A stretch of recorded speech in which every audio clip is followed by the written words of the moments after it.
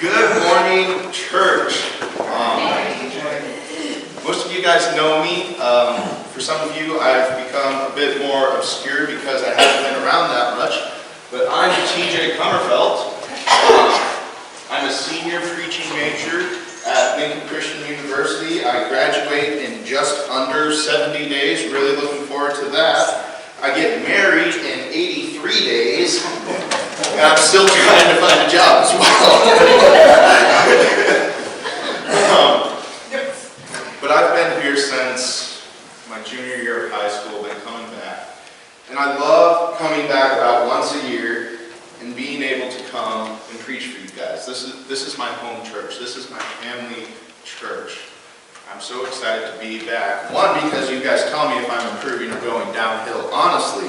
And I get positive, real feedback about how I preached last year, because you guys don't tell me up front how I preached last year until I come back a year later and say, well, you really didn't do this that well last year, but you did a lot better this year.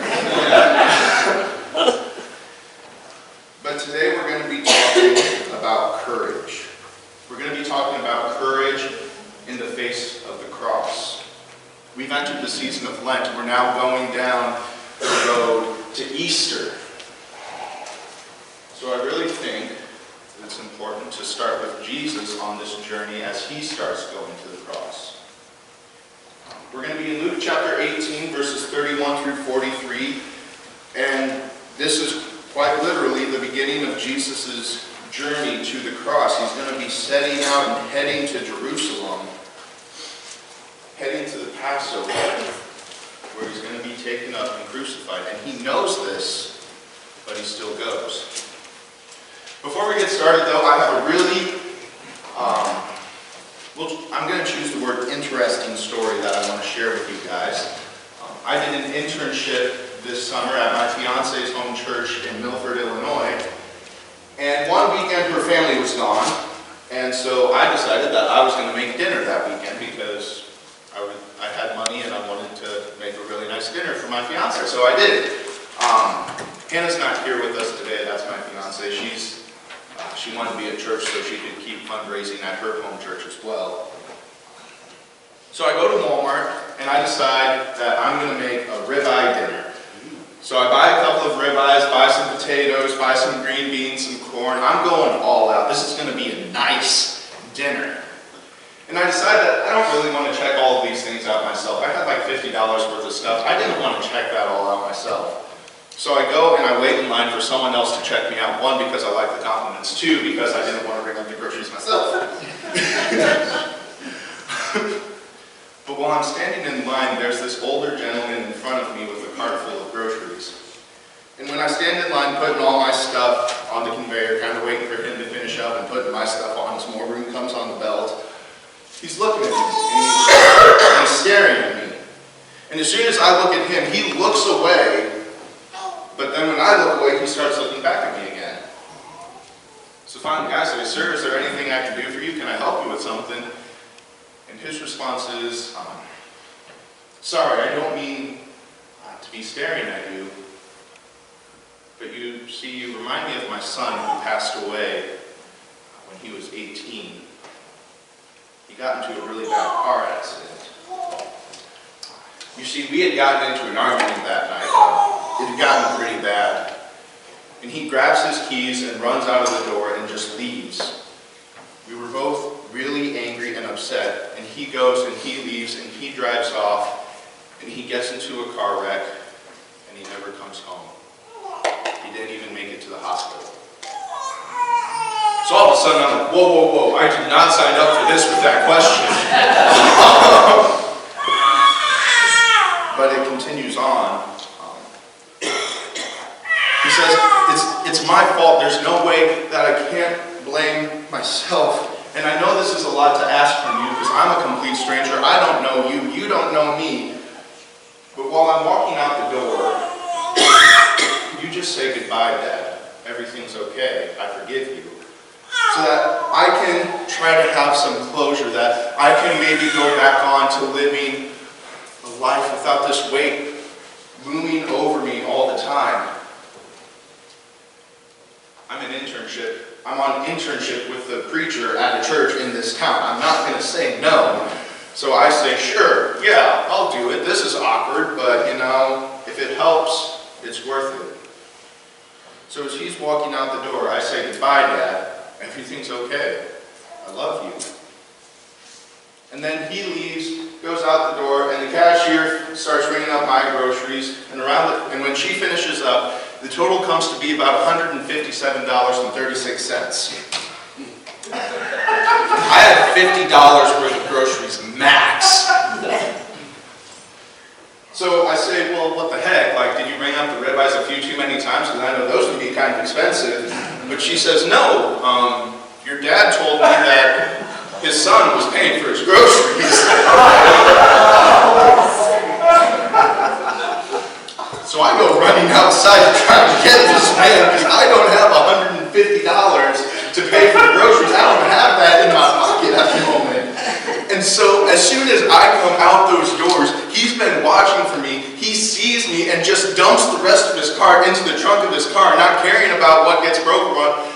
Pushes the cart away and tries to get into the driver's seat and take off. I get there just in time to get a hold of him as he's getting into the seat so he can't close the door. But instead of just getting out and admitting that he was caught, he starts backing out of the parking spot and tries to pull away. Well, I'm dragging behind him now, trying to run, trying to pull him out by his leg. That's all I got a hold of. And he just keeps going. He doesn't stop, and I'm pulling his leg. And you want to know how hard I was pulling his leg? As hard as I'm pulling yours right now. That didn't happen. I don't think I would do that if that did happen.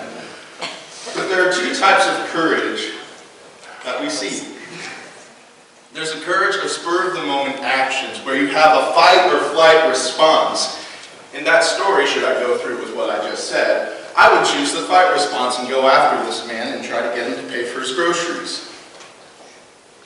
Then there's a flight response where you shrink away and run away from this danger that just occurred, from this situation that just occurred. There's another type of courage, and that's what we're going to be talking about today, because that's the courage that Jesus shows in this passage. The courage of seeing something painful, seeing something that's going to hurt, that's going to be hard, it's going to seem overwhelming, and there's no way to avoid it. But you go towards it anyway. You don't try to avoid it. You don't try to miss it. You continue to walk and go towards that hardship. So that's what we're going to be talking about today in Luke 18, verse 31, starting off with Jesus simply predicting his death a third time. Luke chapter 18, verse 31. I'm going to be reading from the NIV. Jesus took the 12 aside and said to them, "We are going up to Jerusalem, and everything that is written by the prophets about the Son of Man will be fulfilled. He will be delivered over to the Gentiles, where they will mock him, they will insult him, and they will spit on him. They are going to flog him, and they are going to kill him. But on the third day he will rise again." The disciples did not understand any of this. Its meaning was hidden from them. They didn't know what he was talking about. Jesus is predicting his death. We read that 2,000 years later and say, oh, that's obvious. Jesus predicted his death. We see what's going to happen. We know what the outcome of events are going to be. He is on the road to the cross. But the same God who hardened Pharaoh's heart, the same God who made Israel able to conquer lands much bigger and stronger than their own, clouded the minds of the disciples so they could not understand. Because imagine your best friend, your fiance, your wife, your husband says, I'm going to go die. More than that, I'm going to be insulted, I'm going to be mocked, I'm going to be shamed, I'm going to be flogged, and then I'm going to be killed. Wouldn't you stop them? I know if Hannah said something like that to me, I would be trying my best to stop her from going into whatever situation that is. So the disciples' judgment, their understanding is clouded so that they don't stop their best friend, their teacher, Jesus, from going to the cross. We can see that Peter definitely would have stopped Jesus in the Garden of Gethsemane when he cuts off a guy's ear for trying to arrest Jesus. Just think what Peter would have done had he known this weeks in advance. And then we see Jesus completely starting his journey as we go and read the story of the blind man begging and trying to receive his sight and receiving his sight. So in verse 35, as Jesus approached Jericho, again heading to Jerusalem for the Passover, where he's going to be arrested, where he's going to be crucified. As he approaches Jericho, a blind man was sitting by the roadside begging. And when he heard the crowd going by, he said, "What's happening?" They told the blind man, "Jesus of Nazareth is walking by." See, Jesus, a lot of teachers in this time, whenever they walked, they taught. And so they got a big crowd around them that would walk in, get their steps for the day, and be listening to this teacher teach and preach. And they would learn and grow. So Jesus being Jesus, he has a crowd around him trying to listen. The crowd's so big that everyone is quiet, especially on the outsides, trying to just hear just a couple of words of what Jesus is saying, because it's getting difficult to hear. And then this blind man hears that Jesus is passing by. So he calls out and he shouts, "Jesus, Son of David, have mercy on me." But those who led the way, who couldn't hear Jesus that well, rebuked him and told him to be quiet. "We can't hear the teacher. You're blind, you have nothing, you don't matter. Be quiet so that we might learn, that we might grow." But the blind man called out all the more, "Son of David, have mercy on me." He yells so loud that Jesus hears him over his teaching in this big crowd. And Jesus stops everything and ordered that this blind man be brought to him.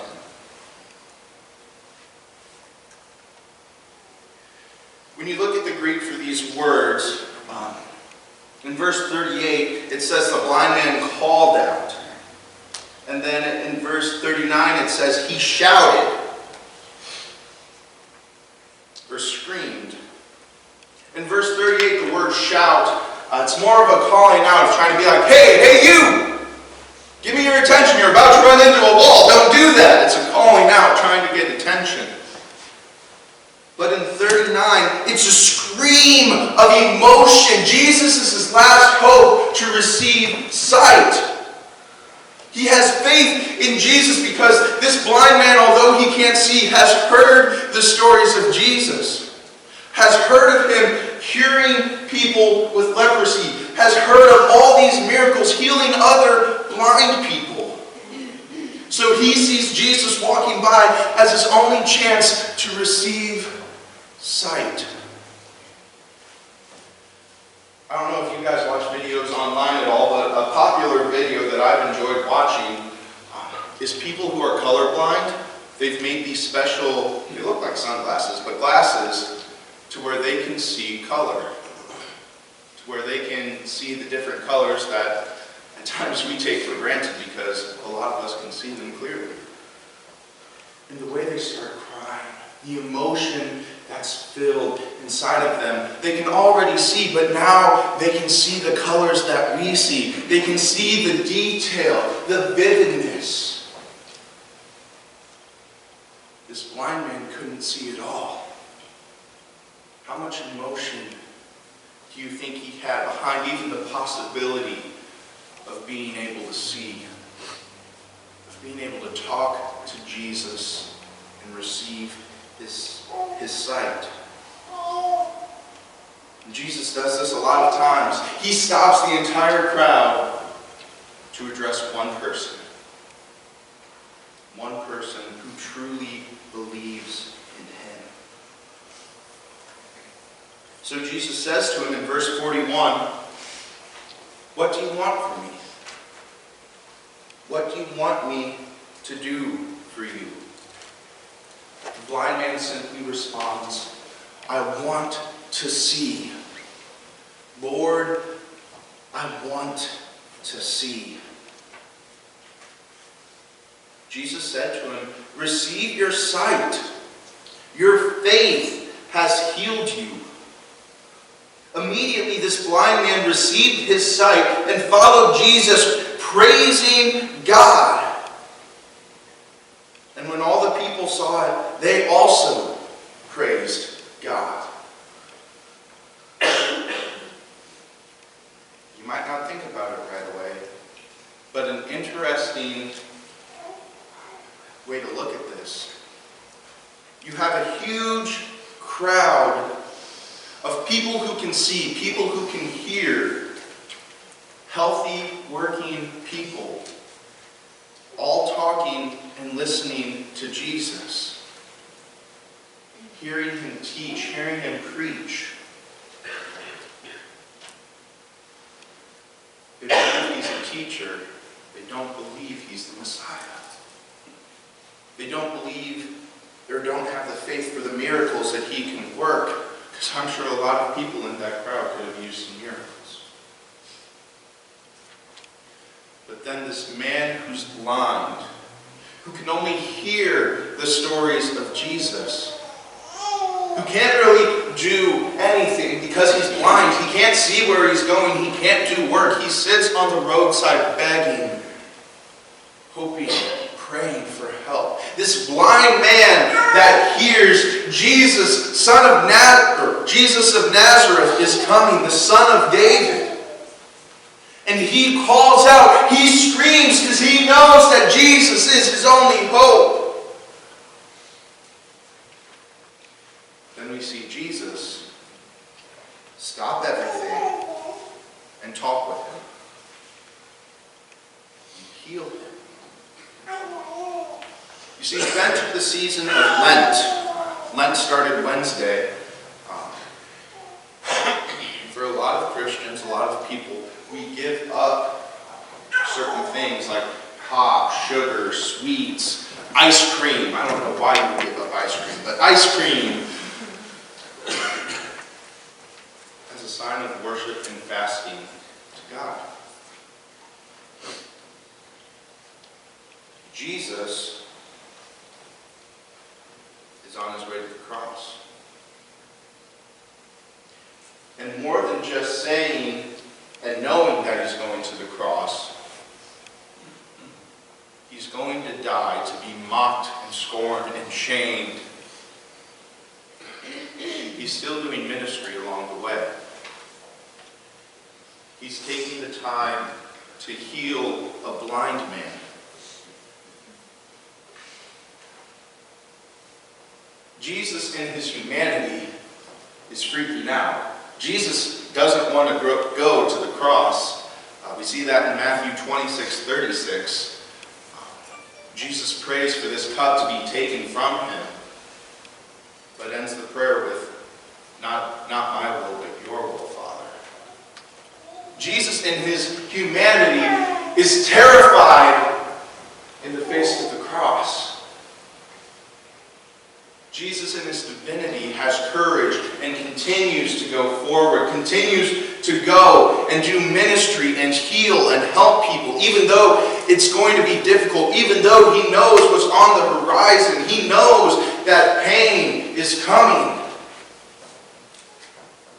He doesn't let that stop him in the present. He doesn't let what's happening in a few weeks stop him from helping someone today.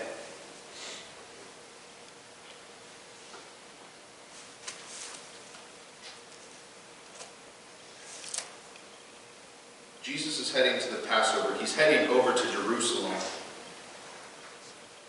And he knows what's coming. He knows what's about to happen. He knows what's coming his way. But he doesn't let that stop him from doing ministry today. I had a couple of slides, but I kind of got a little excited and didn't really say anything. Could we flip to the last slide, please? My bad. I have a big question for you guys as we enter this season of Lent. And I really, really want you to think about it for a while. What will you do in the face of a cross? What will you do in the face of hardship, of difficult times that you see coming but there's no way to avoid them? Or difficult times coming that you can avoid, but if you go through and embrace these hardships, you can heal and save so many people. Jesus went to the cross so he could save all of us. We're getting ready to celebrate Easter and his resurrection. We're on the journey there. Jesus had a cross he had to face. Here in America, we don't get persecution like that. Our crosses, our hardships can come in different ways, different areas of our lives.